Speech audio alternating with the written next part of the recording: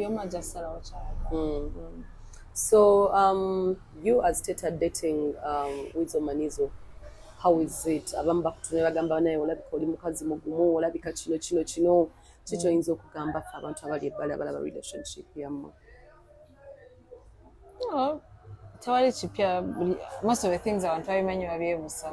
Marriage is not a bed of roses, no, because mwera abantu babiri mwamuyina engeri gye mwakuzibwa different, but you decide to be together. So sometimes they're ups, sometimes they're downs. So ebyo byonna tulina biyitamu because we chose to be together. So tekiri kunze nzeka, even anyone in a relationship, I don't think I'm in a relationship where we can say that we're sick. You get it. Sometimes onyiga we're not sick. Sometimes we're not tired. So because today relationship muri bantu babiri mwakuziba different. You see things different. Just you decide to be together because mwayaga. So olumu ebintu byonna temubiraba in the same picture. Olumu bibimu mubikirizganyamu. So ebyo byonna bibeerawo. So being the fact that it's me and Weasel, it doesn't make us different from other people. Somewhere like it was an accident, somewhere like maybe Teta anyizemu. What happened? What took place that day?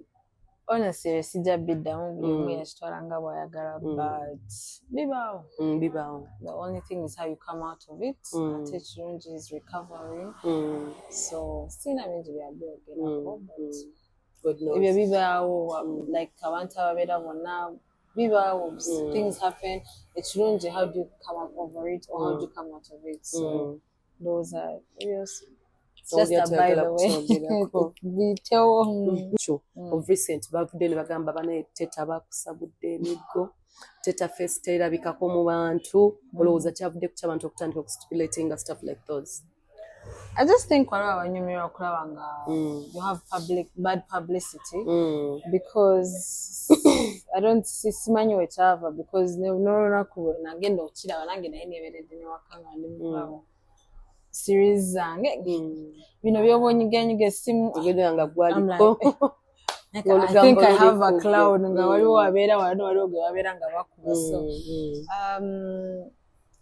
ekyo kyo sikinaako bingi nnyo byakwogera, because everyone takes their own perspective of things. So oli kye yasalawo okwogera ate waliwo n'ekituufu.